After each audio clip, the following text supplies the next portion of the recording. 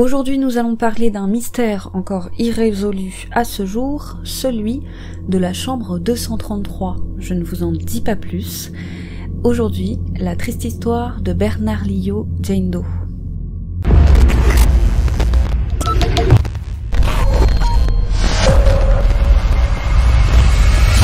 Nous sommes au Nouveau-Mexique, à Albuquerque, dans le comté de Bernard-Lio, aux États-Unis, le 5 juin 1991. Le gardien de sécurité du Super 8 Motel est étonné car l'occupant de la chambre 233 n'a toujours pas rendu les clés de sa chambre. Or, il était censé quitter la chambre ce jour avant 11 heures. Alors, comme il est d'usage de le faire, il décide d'aller le voir.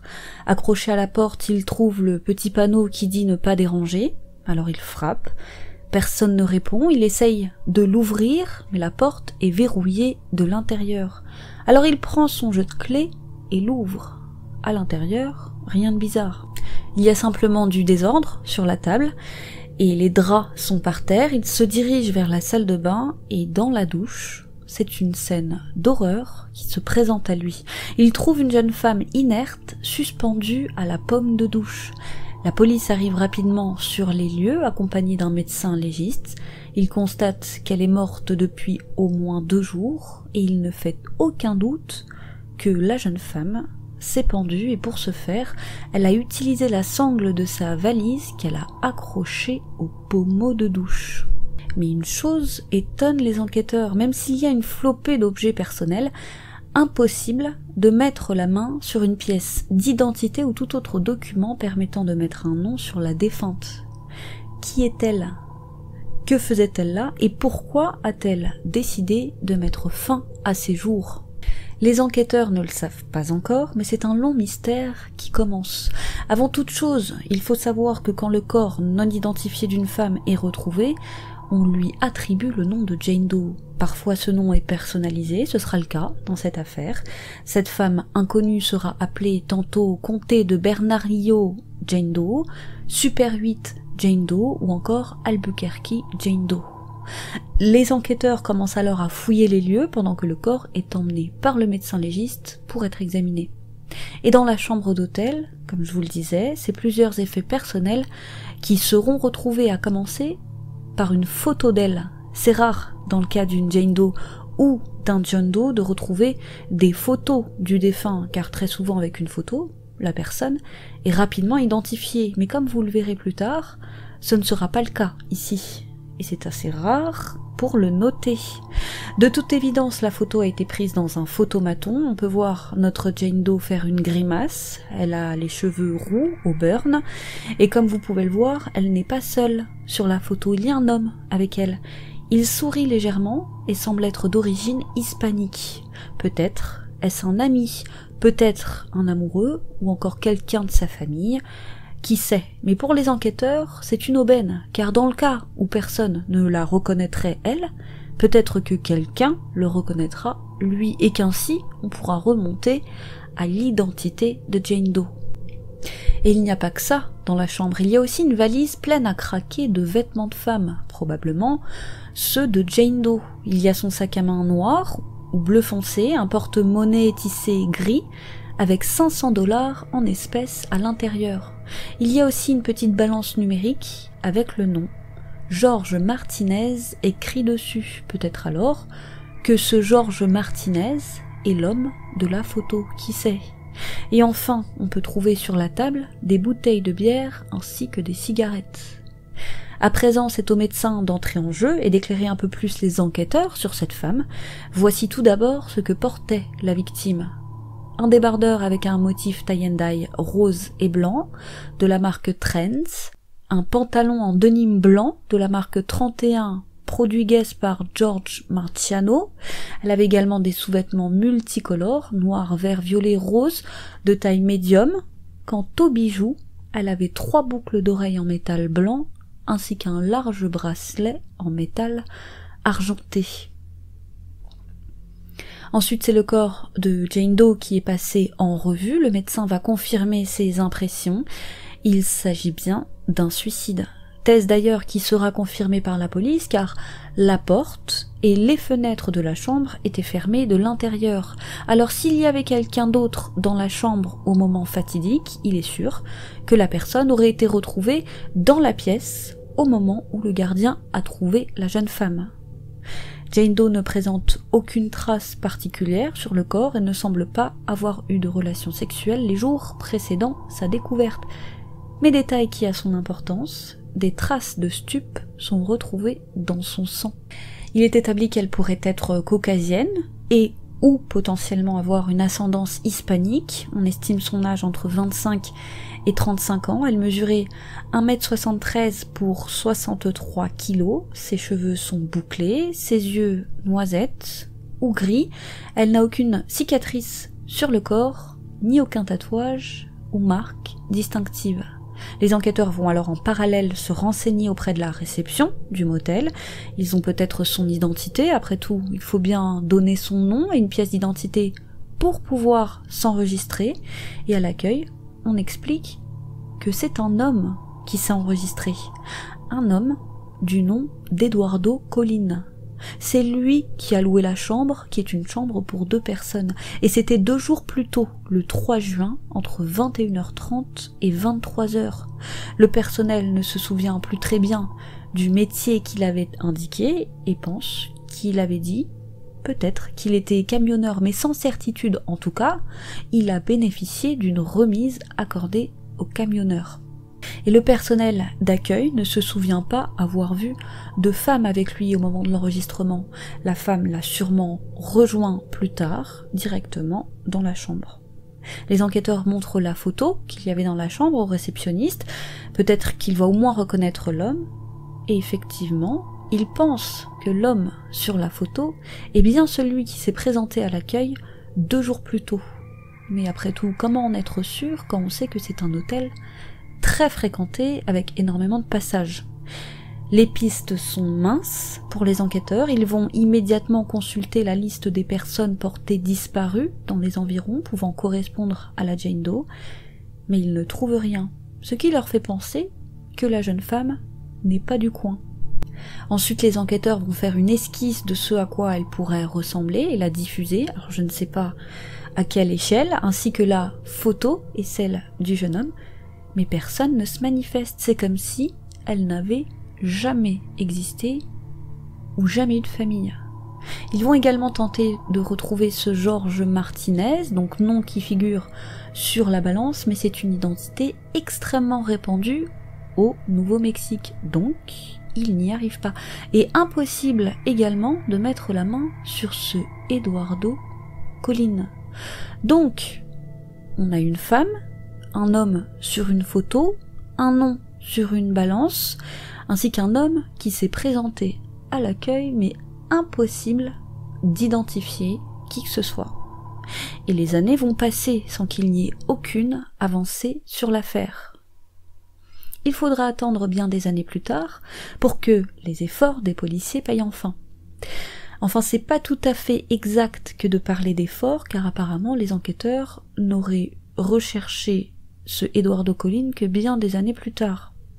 Il semblerait qu'à l'époque, en 1991, la police d'Albuquerque n'était pas celle qu'elle est aujourd'hui. Elle était considérée comme incompétente, corrompue, mal équipée et peu enclin à débourser des milliers et des cents dans une enquête qui n'intéresse personne. Après tout, cette jeune femme s'en est allée dans l'indifférence générale, puisqu'on n'a retrouvé aucun ami, aucune famille, et pas même l'ombre d'une connaissance.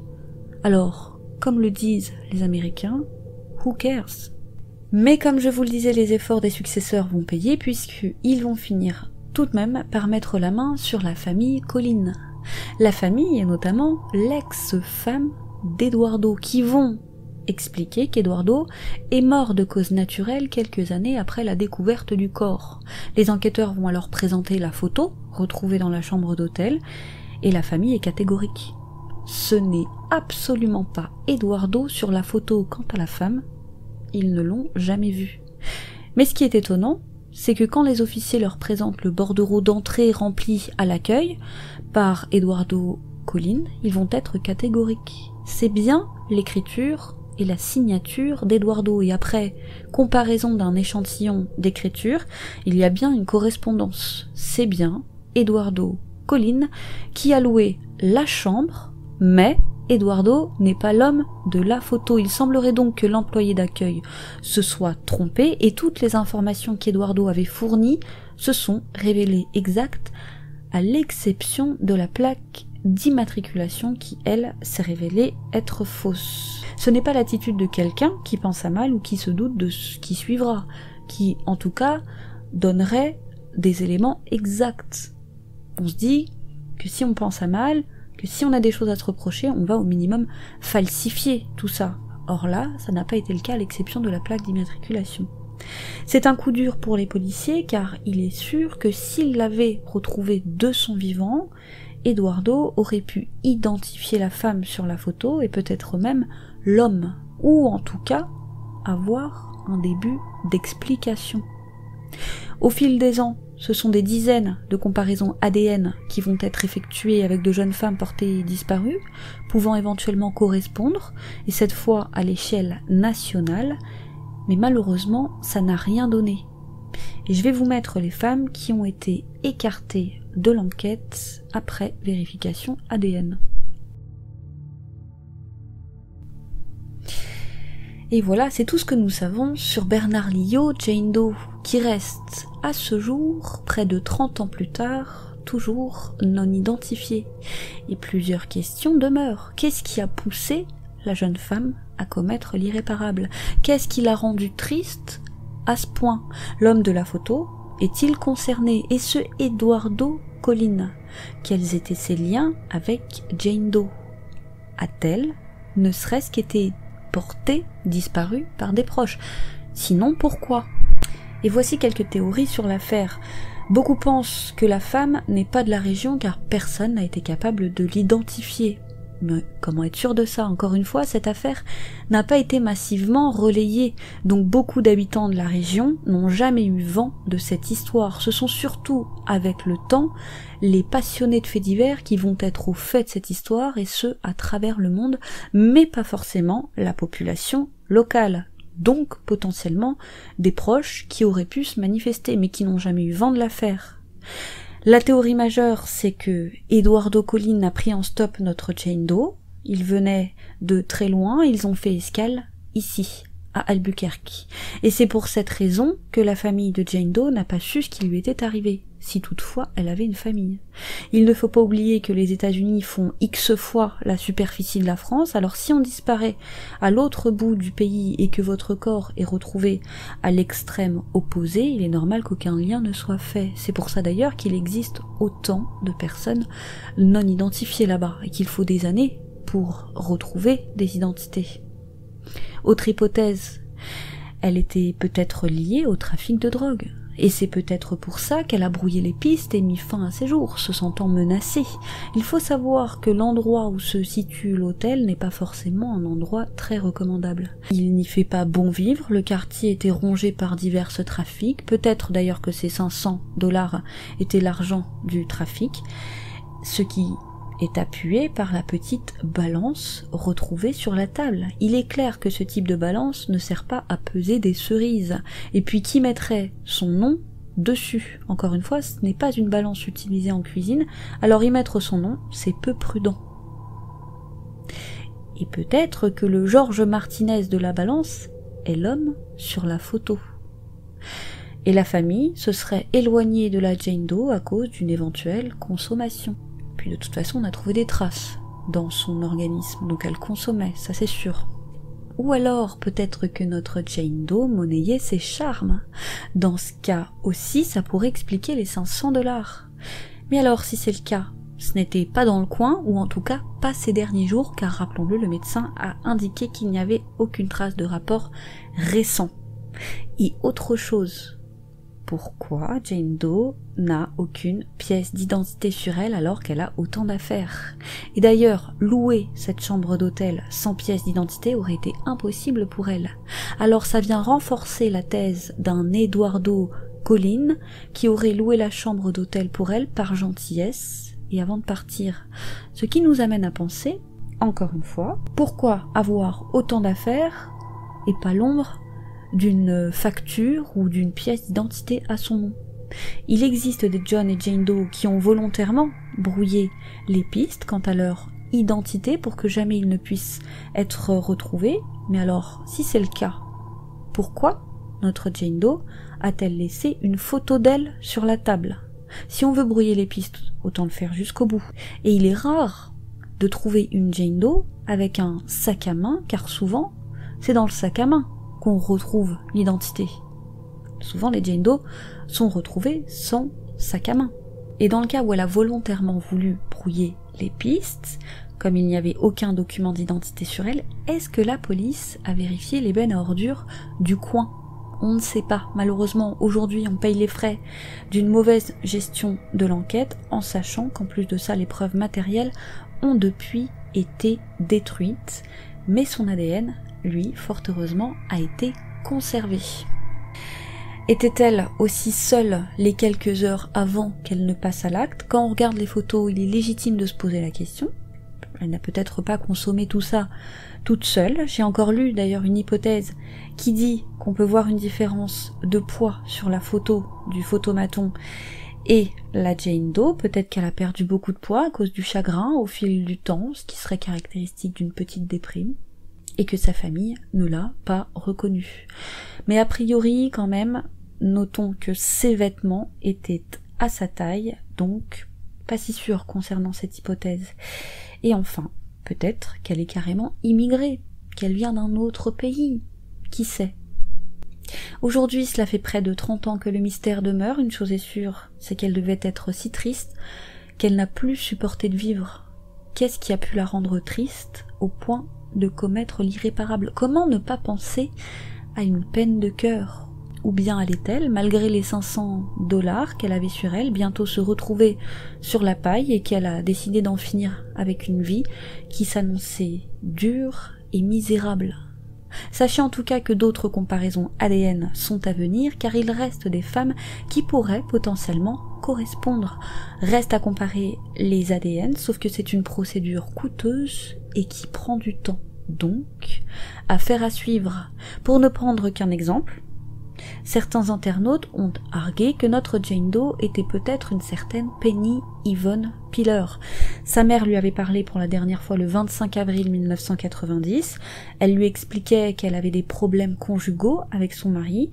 Son mari, quant à lui, a déclaré qu'il lui avait parlé pour la dernière fois le 3 mai 1990. Tout ça, c'était 1 an avant la découverte de notre Jane Doe dans le motel. Penny se trouvait à un arrêt de camion à Albuquerque, au Nouveau-Mexique, quand elle a été aperçue pour la dernière fois. Son mari, quant à lui, était en voyage avec une autre femme du 27 avril 1990 au 11 mai 1990. Soit dit en passant, Penny Yvonne Piller avait, elle, 37 ans au moment de sa disparition. N'était-elle pas peut-être un peu trop âgée? Qui sait? Impossible à dire. À ce jour, encore une fois, le mystère reste un mystère. Espérons qu'à l'aide de recoupements ADN, on puisse enfin, peut-être un jour, savoir qui elle est et le pourquoi du comment. Dites-nous ce que vous en avez pensé en commentaire. Sur internet, il y avait 1001 hypothèses. N'hésitez pas à nous partager la vôtre. N'hésitez pas à liker la vidéo si elle vous a plu. Merci de nous avoir suivis. Sachez que cette histoire de Jane Doe est l'une des plus connues, car l'une des plus intrigantes. C'est extrêmement rare d'avoir une photo, mais pas d'identité. Quant à moi, je vous dis à bientôt sur YouCrime pour une autre triste histoire.